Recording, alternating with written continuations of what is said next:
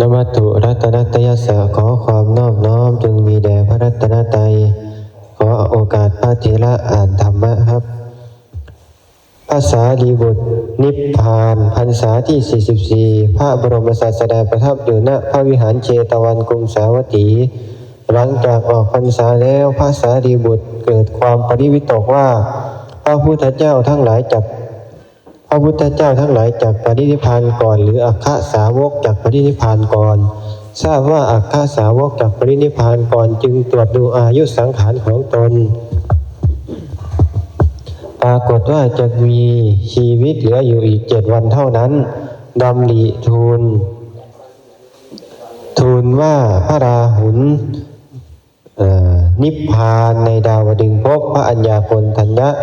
ที่ฉัตทัน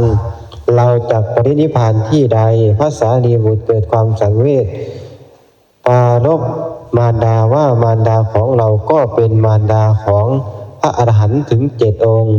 แต่ก็ยังเป็นโคมิจฉาทิฏฐิไม่มีศรัทธาไม่เลื่อมใสในพระพุทธเจ้าพระธรรมและพระสงฆ์เลยจึงพิจารณาเห็นว่ามารดาจะเป็นโสดาบันบุคคลได้ก็ด้วยเทศนาของเราเท่านั้นในวันที่เราแสดงจิตตสูตรเราเทวดาได้บรรลุอรหันต์แทงตลอดมรรค3นับไม่ถ้วนนอกจากนั้นจักปรากฏตรัสรู้ในที่อื่นๆอีกมากมายบรรดาตระกูล80,000ทำใจเลื่อมใสในพระพุทธศาสนาก็ได้เกิดในสวรรค์ทั้งนั้นเหตุใดบัดนี้จึงไม่เปื้องความเห็นผิดของมารดาของตนเองพระสารีบุตรจึงตกลงใจเปื้องมารดาให้พ้นจากความเห็นผิดแล้วปรินิพพานในห้องที่ท่านถือกำเนิดนั่นแหละมารดาพระสารีบุตรคิดว่าวันนี้จะขออนุญาตพระผู้มีพระภาคเจ้ากลับไปยังบ้านนาลกะพระเถระบอกความประสงค์แก่พระจุลเถระผู้น้องชายแล้วเก็บเสนาสนะทำความสะอาดที่พักยืนที่ประตูสถานที่เคยพำนักดำริว่าบัดนี้เป็นการเห็นครั้งสุดท้ายจะไม่เห็นอีกการกลับมาอีกไม่มีแล้วพาภิกษุ500เข้าไปเฝ้าพระผู้มีพระภาคเจ้ากราบทูลว่าข้าแต่พระองค์ผู้เจริญขอพระผู้มีพระภาคเจ้าทรงอนุญาตนี้เป็นการปรินิพพานของข้าพระองค์อายุสังขารของข้าพระองค์ปรงลงแล้วพระศาสดาตรัสถามว่าเธอจักปรินิพพานที่ไหนพระสารีบุตรตอบว่ากราบทูลว่าข้าแต่พระองค์ผู้เจริญข้าพระองค์จักนิพพานในห้องที่ข้าพระองค์ถือกำเนิดในบ้านนารกะแคว้นมคธพระเจ้าข้าพระพุทธเจ้าจึงตรัสว่าพระสารีบุตรเธอสำคัญเวลาในบัดนี้การเห็นภิกษุเช่นเธอของภิกษุผู้นั่งของภิกษุทั้งเป็นพี่และน้องของเธอหาได้ยากเธอจงแสดงธรรมแก่ภิกษุเหล่านั้นก่อนเถิดพระเถระทราบว่าพระบรมศาสดาปรารถนาจะให้แสดงธรรมที่เริ่มต้นด้วยการแสดงฤทธิ์ของเราจึงแสดงปาฏิหาริย์หลายประการแล้วปรารภธรรมกถาชาวนครทั้งสิ้นประชุมกันพระเถระเหาะลงมาที่พื้นถวายบังคมพระศาสดาเหยียดมือไปจับที่ข้อพระบาทของพระศาสดากราบทูลว่าข้าแต่พระองค์ผู้เจริญข้าพระองค์บำเพ็ญบารมีมา1 อสงไขยกับอีก100,000 กับก็เพื่อถวายบังคมพระบาททั้ง2ของพระองค์มโนรสของข้าพระองค์ถึงที่สุดแล้วในบัดนี้แต่ในการประชุมด้วยอำนาจปฏิสนธิจะไม่ได้มีอีกสมาคมก็จะไม่ได้มีอีกความคุ้นเคยกันขาดแล้วข้าพระองค์ปรินิพพานโทษใดๆของข้าพระองค์ที่เป็นไปทางกายวาจาขอพระองค์ทรงอดโทษนั้นแต่พระองค์ผู้จะข้าแต่พระองค์ผู้เจริญนี้เป็นการอำลาของข้าพระองค์ทีเดียวพระผู้มีพระภาคเจ้าตรัสว่าเราอดโทษต่อเธอโทษใดๆของเธอเป็นไปในกายวาจาใจไม่ชอบใจแก่เราไม่มีเลยสารีบุตรบัดนี้เธอจงสำคัญการนั้นสมควรเถิดพระสารีบุตร รับคำตัดนั้นแล้วลุกจากอาสนะถวายบังคมพระบรมศาสดากระทำประทักษิณ3 รอบแล้วออกไปจากพระวิหารพระผู้มีพระภาคเจ้าตรัสกับภิกษุที่ยืนอยู่แวดล้อมว่าภิกษุทั้งหลายพวกเธอจงติดตามเพื่อส่งพี่ชายของพวกเธอเถิดภิกษุทั้งหลายทั้งหมดจึงพากันออกตามพระสารีบุตรเหลือเพียงพระสัมมาสัมพุทธเจ้าองค์เดียวประทับอยู่ในพระวิหารเชตวันชาวกรุงสาวัตถีทราบข่าวนั้นพากันเอาของหอมระเบียบดอกไม้เป็นต้นออกไปตามทรงจนประตูเมืองสาธยายสยายผมร้องไห้ค่ำควรพระสารีบุตรโอวาทแก่มหาชนว่าท่านทั้งหลายพวกเธอทั้งหลายอย่าถึงความประมาทในพระทศพลเลยชื่อว่าสังขารทั้งหลายย่อมเป็นเช่นนี้แล้วส่งให้หมู่ภิกษุกลับส่วนท่านออกเดินทางไปกับบริษัทของตนพระสารีบุตรทำการสงเคราะห์เหล่าชนตลอดหนทางถึงนาฬกาในเวลาเย็นวันที่7พบกับหลานชายชื่ออุปาเลวตะจึงสั่งให้ไปบอกแก่โยมมารดาว่าพระเถระจักพักในเรือนวันนี้ขอให้จัดแจงที่พักของภิกษุ500 รูปด้วยนางพามณีทราบความคิดนั้นแล้วว่าคิดว่าลูกชายของเราทำไมจึงได้ให้เตรียมที่อยู่แก่ภิกษุถึงเพียงนี้ท่านบวชมาตั้งแต่หนุ่มตอนแก่อยากจะสึกกะมังจึงจัดแจงห้องที่ให้กำหนดเป็นที่พำนักแก่พระเถระแล้ว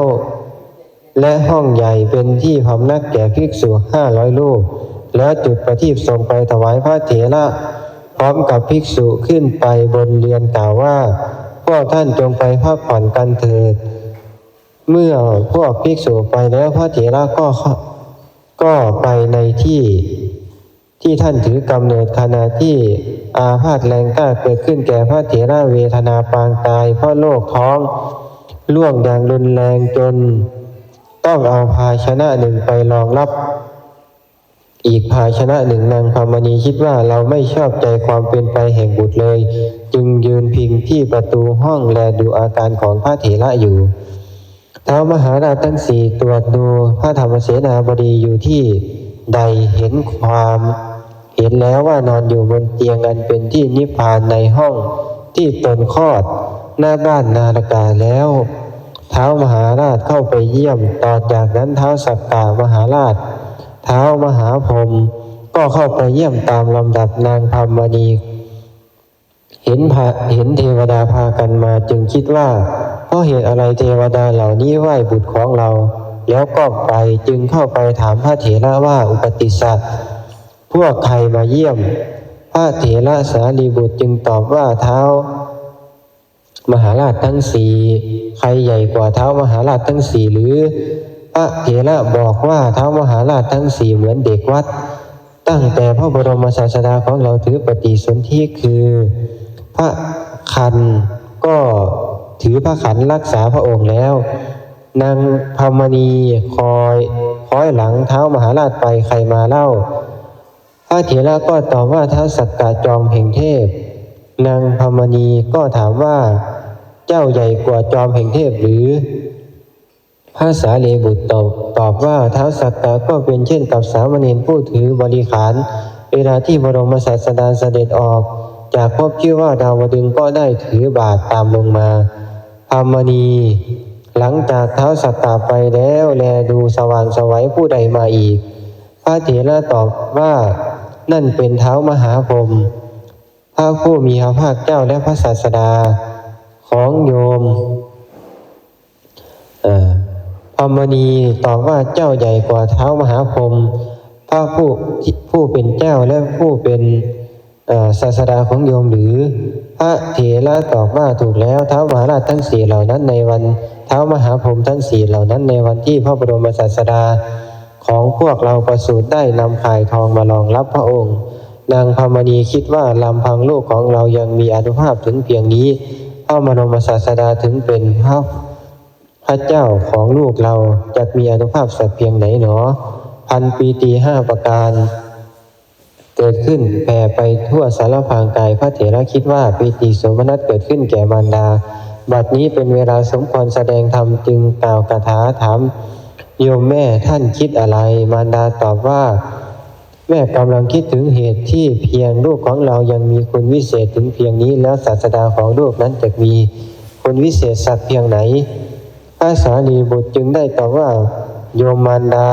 ขณะที่พระบรมศาสดาของอาตมาประสูติเสด็จมาออกผนวดตรัสรู้และทรงประกาศธรรมมาจากเมื่อโลกธาตุหวั่นไหวขึ้นชื่อว่าผู้เสมอด้วยศีลสมาธิปัญญาวิมุตติและวิมุตติญาณทัศนะไม่มีแล้วได้แสดงพระพุทธคุณ9คืออิติปิโสภควาเป็นต้น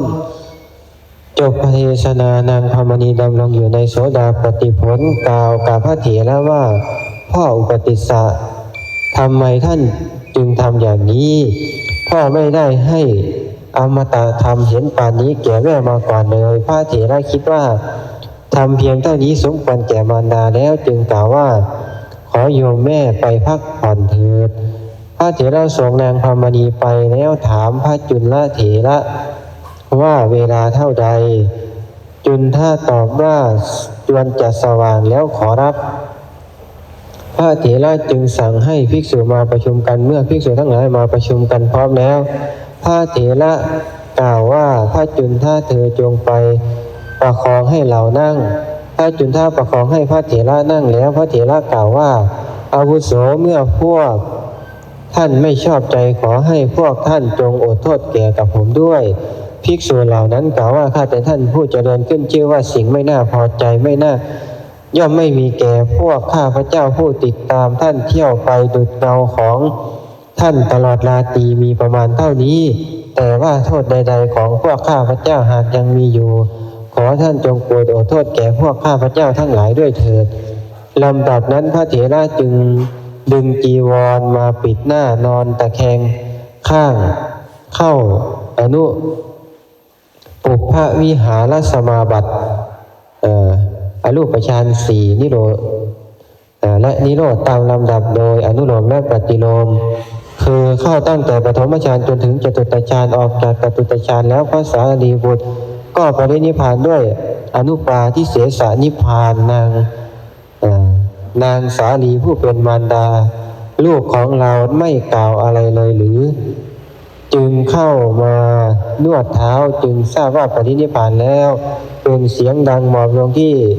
เท้าของพระเถระกล่าวว่าพ่อพวกเราไม่รู้คุณของพ่อแม่ก่อนเลยบัดนี้แม้จะไม่มีโอกาสนิมนต์พ่อและภิกษุทั้งหลายให้นั่งฉันในนิเวศนี้จะไม่ได้ถวายจีวรไม่ได้สร้างวิหารอีกแล้วนางค่ำควรอยู่คันอรุณขึ้นนางก็เรียกทั้งช่างทองมาปิดทองในห้องแล้วกล่าวพ่อทั้งหลายจงนำทองเหล่านี้ทำเรือนยอด500 เรือนรับแขก500ในปราสาทองค์สรีระของพระเถระฝ่ายเท้าสักกะก็ตัดสั่งให้วิสุกรมเทพพ่อบุตรเนรมิตเรือนยอด500หลังเพื่อต้อนรับแขกกับเรือนนางสาลีให้สร้างรวมเป็น 2,000 มหาชน